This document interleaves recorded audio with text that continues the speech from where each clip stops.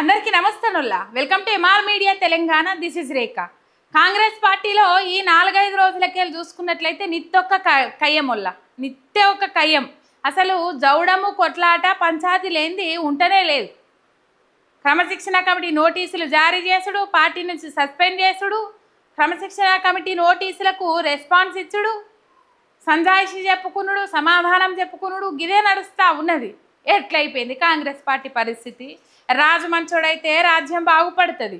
రాజే మంచోడు కాకపోయినాక ఇక రాజ్యంలో ఉన్న మంత్రులు ఎట్లా పనిచేస్తారు, రాజ్యంలో ఏలుబడి చేస్తున్న ఎమ్మెల్యేలు ఎట్లా పనిచేస్తారు?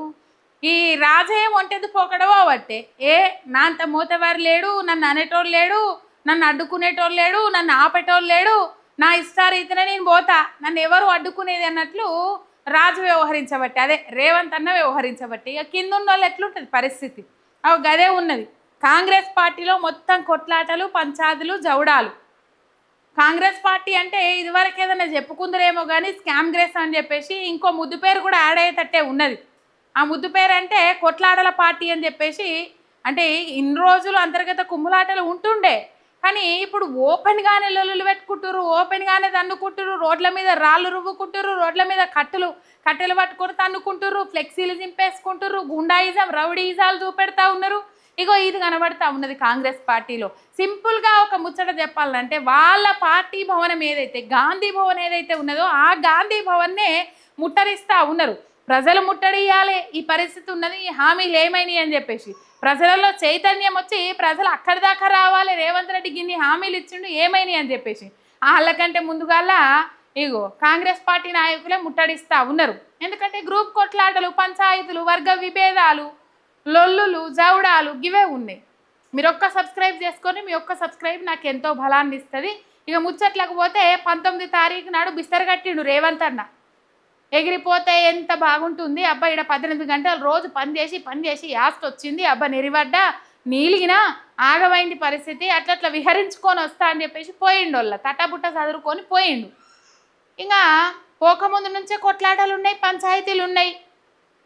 కొండా సుస్మిత చేసిన వ్యాఖ్యలు ఇన్నాం. కొండా సురేఖ బిడ్డ మామూలు మాటలు కావు.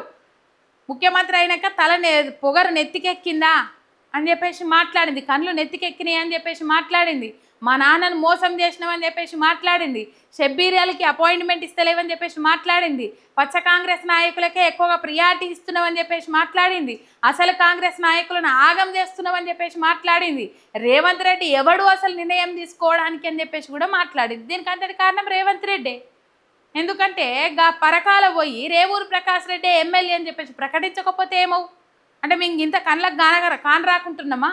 అంతకుముందే చెప్పిండ్రు కొండా సురేఖ బిడ్డ కొండా సుస్మిత ఏం చెప్పింది అంటే ఆ ఇన్స్టాగ్రామ్కు సంబంధించి ఎమ్మెల్యే కంటెస్టెంట్ అని చెప్పేసి చేంజ్ చేసి పడేసుకున్నది. అంటే పరకాలలో పోటీ చేస్తా అని చెప్పేసి ఆమె రెడీగా ఉన్నది, సిద్ధంగా ఉన్నది. అసలు రేవంత్ రెడ్డి ఎవడు ఎమ్మెల్యే టికెట్ను ఏమంటారు ప్రకటించడానికి? అప్పటి వరకు అధిష్టానం చూసుకుంటుంది అని చెప్పేసి రేవంత్ రెడ్డి బ్రదర్స్కి సంబంధించి 200 కోట్ల రూపాయల అవినీతిని బయట పెట్టింది. ఇదొకట. ఇక సోకాస్ నోటీసులు, క్రమశిక్షణ కమిటీ నోటీసులు, దానికి కొండా సురేఖ స్పందించుడు. మరి దీనికైతే సమాధానం ధీటుగా చెప్తలేరు. ఇలా సిఆర్పి సమావేశం పెట్టమంటే 16 మంది ఎమ్మెల్యేలు హాజరుపడ్డరు. వీళ్ళ పంచాయతీ ఇట్లున్నదా? ఒకవైపు మేఘారెడ్డి చిన్నారెడ్డి పంచాయతీ, ఇంకొక వైపు రాజగోపాల్ రెడ్డి తీవ్రమైన విమర్శలు చేస్తూ ఉన్నాడు రేవంత్ రెడ్డి అండ్ రేవంత్ రెడ్డి సర్కార్ మీద, పొంగిలేటి శ్రీనివాసరెడ్డి మీద. లక్షల కోట్లు దండుకుంటా ఉన్నారు. పేదోనికి ఇందిరమ్మ ఇండ్లు ఇవ్వడానికి 500 కొర్రీలు పెడతా ఉన్నారు. అభివృద్ధి పేరు మీద అభివృద్ధి పేరు చెప్పుకొని కోట్లు కొల్లగొడతా ఉన్నారు, లక్షల కోట్లు దోసుకుంటా ఉన్నారు అని చెప్పేసి ఒక 22A యాక్ట్ అని చెప్పేసి తీసుకొచ్చి ఆ 22Aల నిషేధిత జాబితాలో పెట్టేస్తున్నామని చెప్పేసి భూములు. అసలు ఈ నిషేధిత జాబితా ఏం చెప్తుంది అని అంటే ప్రభుత్వ భూములు రిజిస్ట్రేషన్ కాకుండా ఆపడం, నిషేధిత జాబితాలో ఉన్న భూములు రిజిస్ట్రేషన్ కాకుండా ఆపడము ఈ చట్టం పని. కానీ రేవంత్ రెడ్డి అతి తెలివి కుజ్జరంత ప్రదర్శించి ఏం చేస్తూ ఉన్నాడంటే ఈ 22Aలో ప్రైవేటు వ్యక్తుల ల్యాండ్స్ ప్రాపర్టీస్ చేర్చేసి కృత్రిమ వివాదం సృష్టించి కమిషన్లు దండుకొని దాన్ని మళ్ళీ రిజిస్ట్రేషన్ చేపిస్తాము అని చెప్పేసి పైసలు దండుకుంటా ఉన్నారు సామాన్యుల నుంచి, పేదల నుంచి. ఈ పరిస్థితి వాళ్ళు రోడ్లు ఎక్కుతుండ్రు, తెలంగాణ భవన్కు చేరుకుంటా ఉన్నారు. మొత్తం మీద కొన్ని లక్షల కోట్ల ప్రాపర్టీలు నిషేధిత జాబితాలో పెడితే హరీష్ రావు గారు చెప్పారు, మీకు మేము అండగా ఉన్నామని అంటే తెలంగాణ భవన్కు పోయి వాళ్ళ బాధలన్నీ వెళ్ళబోసుకున్నారు, గోడంతా వెళ్ళబోసుకున్నారు. ఇక దాన్ని డైవర్ట్ చేయడం కోసం కొంతమంది కొన్ని ప్రయత్నాలు చేసిండ్రు, కానీ ఆ ప్రయత్నాలు దేనికి సఫలం కాకుండా పోయినాయి. ఇట్లా పోతారు, హరీష్ రావు పోతాడు, రేవంత్ రెడ్డి పోతాడు, లండన్ పోతారు, కలుసుకుంటారని చెప్పేసి కొన్ని ఇక్కడ ఏదైతే ఈ పరిస్థితులు ఉన్నాయో వీటిని డైవర్షన్ చేయడం కోసం కొండా సుష్మిత వ్యాఖ్యలు కావచ్చు, కాంగ్రెస్ పార్టీలో అవుతున్న లొల్లులు కావచ్చు, ఒకవైపు శక్తి స్కీమ్ అని తీసుకొచ్చి జీవో 19 అని తీసుకొచ్చి పాలిటెక్నిక్ విద్యార్థులు రోడ్డు ఎక్కుతుండ్రు. ఆ రోడ్డు ఎక్కిన దాన్ని డైవర్షన్ చేయడం కోసం కావచ్చు, కొంతమంది రేవంత్ రెడ్డికి పావులుగా మారిపోయి కొన్ని వ్యాఖ్యలు చేసిండ్రు. సరే, అది పక్కకు పెడితే ఇప్పుడు 19 తారీఖు నాడు వేయిండు, 30 తారీఖు దాకా అటే ఉంటాడు అని చెప్పేసి మాట్లాడారు. కానీ నేను ముందే చెప్పిన కొండా సుష్మిత వ్యాఖ్యలకు రేవంత్ రెడ్డి అమెరికా పోకముందే చెప్పిన కావచ్చు, కొండా సుష్మిత చేసిన వ్యాఖ్యలకు రేవంత్ విదేశీ పర్యటన రద్దు అని చెప్పిన. గదే నిజమైంది. 23 తారీఖు నాడు అంటే 30 తారీఖు దాకా ఉంటా అనిపోయిన రేవంత్ రెడ్డి 23 తారీఖు దాకా వరకు ఈ తెలంగాణకు చేరుకొని ఉన్నాడు. ఎందుకంటే ఇవన్నీ లొల్లులు కొట్లాటల నేపథ్యంలా ఢిల్లీ అధిష్టానము ఏఐసిసి రేవంత్ రెడ్డి విదేశీ పర్యటనకు చెక్ పెట్టిందని చెప్పుకోవాలి. ఎట్లా అంటే అన్ని లొల్లులు అవుతున్నాయి, పార్టీ గాడి తప్పుతూ ఉన్నది, ఘోరమైన పరిస్థితులు ఉన్నాయి. నువ్వు ఇప్పుడు విదేశీ పర్యటన చేయాల్సిన అవసరమేమున్నది? లొల్లులు సద్దుమనిగేటట్లు చేయాలి అక్కడ ఉండి, కానీ నువ్వు విదేశీ పర్యటన చేయాల్సిన అవసరమేమున్నది అని చెప్పేసి ఒక ఎంఐఎం ఎమ్మెల్యే కొడుకో బిడ్డన వివాహానికి హాజరడి కుటుంబ సమేతంగా ఆయన అమెరికా పర్యటన పోదామని అనుకున్నాడు రేవంత్ రెడ్డి. కానీ ఢిల్లీ అధిష్టానము సీరియస్ అయింది. రాహుల్ గాంధీ వార్నింగ్ ఇచ్చిండ్రన్నట్టు వార్తలు వస్తూ ఉన్నాయి. అన్నిగానం ఒకవైపు చెప్పాలంటే 22A యాక్ట్ గురించి హరీష్ రావు గారు రాహుల్ గాంధీ గారికి లేఖ రాసిండ్రు, ఒక సంచలనమైన లేఖ రాసిండ్రు. రాష్ట్రంలో 50:50 పాలన నడుస్తూ ఉన్నది, 20 నుంచి 30% కమిషన్ల పాలన నడుస్తూ ఉన్నది. 22A యాక్టులో భూములు పెట్టి ప్రాపర్టీలు పెట్టి ప్రజలను ఇబ్బంది పెడతా ఉన్నారు, ఘోరమైన పరిస్థితులు ఉన్నాయి అని చెప్పేసి లేఖ రాసిండ్రు రాహుల్ గాంధీకి. ఇది రిటైర్డ్ హైకోర్టు న్యాయమూర్తితోని తక్షణమే విచారణ జరిపించాలి.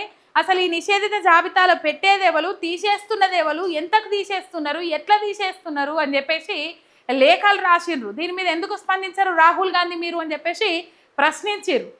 మరి ఆ లేఖనైతే చదువుకుంటారు కదా. దీంతో పాటు ఇంకా సమస్యలు ఉన్నాయి.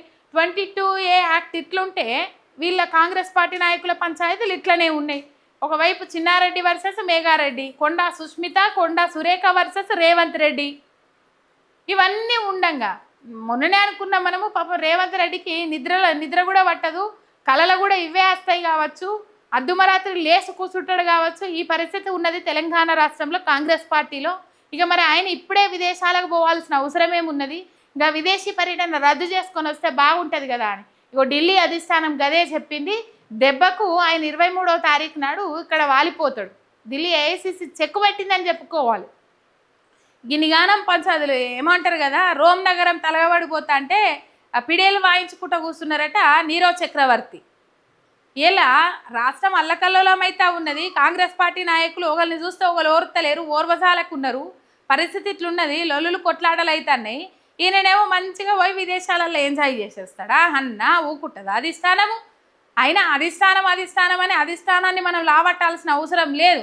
ఎందుకంటే కాంగ్రెస్ పార్టీని అధికారంలోకి తీసుకొస్తే ఈ డిక్లరేషను ఆ డిక్లరేషన్, తొక్కలో డిక్లరేషను, మన్ను మశానం డిక్లరేషను అని చెప్పేసి మనల్ని ఇక్కడ ఆగం చేసి దేశవ్యాప్తంగా ఎక్కడ నమ్మలే కాంగ్రెస్ పార్టీని. కానీ తెలంగాణ రాష్ట్రంలో నమ్మిన మన దురదృష్టమో మన అదృష్టమో మనకు తెలియదు.